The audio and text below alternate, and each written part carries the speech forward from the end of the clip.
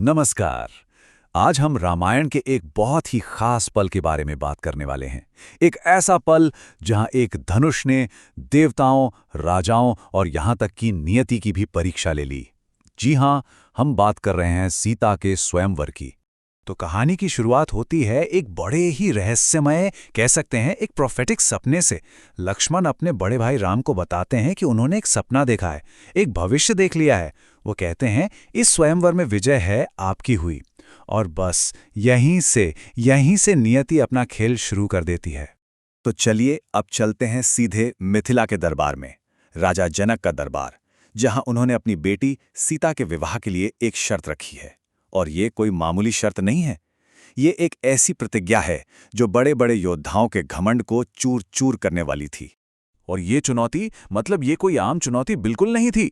शर्त थी महान देवता शिव के दिव्य धनुष पिनाक पर प्रत्यंचा चढ़ाना। सोचिए, ये सिर्फ एक हथियार नहीं था, बल्कि खुद शिव की शक्ति का प्रतीक था।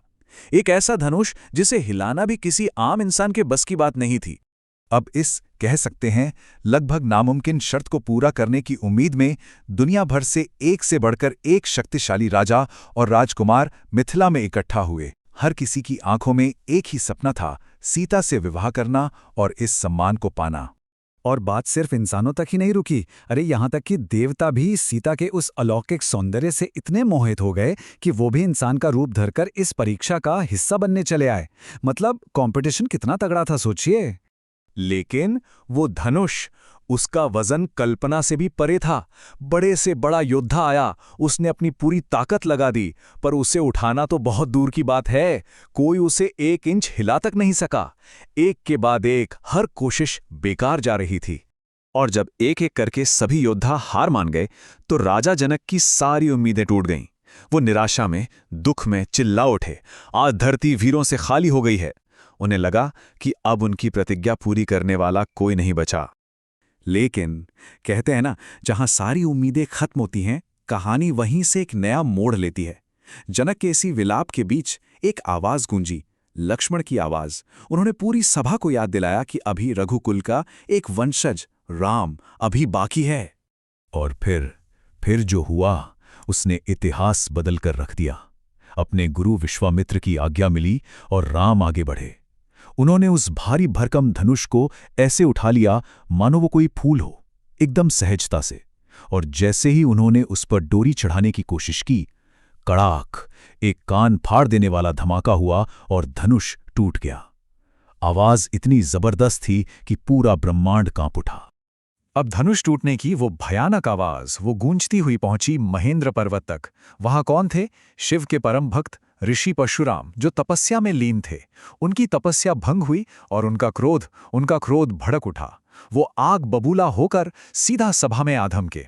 परशुराम का क्रोध ऐसा था मानो कोई प्रलय आ गया हो। उन्होंने भरी सभा में गरजती हुए पूछा, किसने मेरे भगवान शिव के धनुष को तोड़ने की हिम्मत की है? और साथ ही चेतावनी भी दे दी कि अगर गुनहगार सामने नहीं आया तो पूरी सभा का विनाश तय है। लेकिन सभा में लक्ष्मण भी थे, जो हमेशा की तरह निडर थे।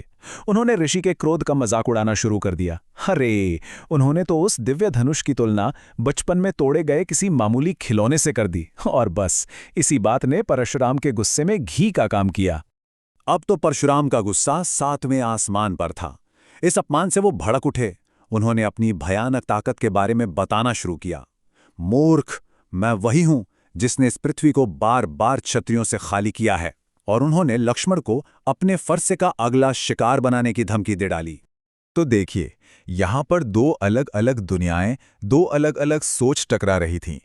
एक तरफ थे लक्ष्मण, जिनके लिए ये सिर्फ एक पुराना टूटा फूटा धनुष था, एक खिलौना।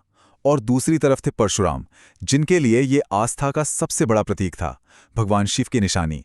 इसका टूटना उनके लिए ईश्वर के अपमान जैसा था।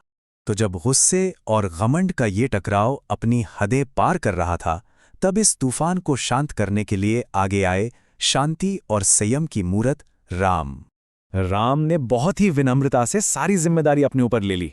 देखिए, उन्होंने गुस्से का जवाब गुस्से से नहीं दिया, बल्कि सम्मान से दिया। उन्होंने कहा, शिव के धनुष को तोड़ने वाला कोई और नहीं, आपका ही कोई दास हो सकता है। ये परशुराम के उस भयंकर क्रोध को शांत करने की एक कोशिश थी। लेकिन परशुराम इतनी आसानी से कहाँ मानने वाले थे। उन पर इन मीठी बातों का कोई असर नहीं हुआ, बल्कि उन्होंने तो राम की इस विनम्रता को एक चाल समझ लिया, एक धोखा। और फिर राम की असली पहचान परखने के लिए उन्होंने उनके सामने आखिरी और सबसे बड़ी चुनौती रख दी। परशुराम ने राम को अपना खुद का अस्त्र शारंग धनुष पकड़ा दिया। अब ये कोई मामूली धनुष नहीं था, ये खुद भगवान विष्णु का दिव्य धनुष था। और परशुराम ये बात अच्छी तरह जानते थे कि इसे कोई आम इंसान छू भी नहीं सकता। और बस वही वो पल था जिसने सब कुछ बदल कर रख दिया। राम ने उस विष्णु धनुष पर न सिर्फ बड़ी आसानी से प्रत्यंचा चढ़ा दी, बल्कि ऐसा करते ही उनका असली दिव्य स्वरूप भी सबके सामने आ गया। इस चमत्कार को देखते ही परशुराम का सारा गुस्सा एक पल में श्रद्धा में बदल गया। वो समझ गए कि उनके सामने कोई साधारण राजकुमार नहीं, बल्कि खुद विष्णु का अवतार खड़ा है, और उनका यहाँ आने का मकसद पूरा हो गया था। और इस दिव्य रहस्य के सामने आते ही सारा झगड़ा, सारा टकराव खत्म हो गया। राम और सीता के विवाह का रास्ता साफ हो गया, और इस पवित्र मिलन पर देवताओं ने भी स्वर्ग से फूलों की बारिश की। तो आखिर में एक सवाल तो रह ही जाता है ना, कि राम की ये जीत उनके अपने पराक्रम का नतीजा थी, या फिर ये सब पहले से तय था, नियति का लिखा हुआ एक अध्याय जिसका पूरा होना तो बस तय ही था। सोचिएगा जरूर इस बारे में।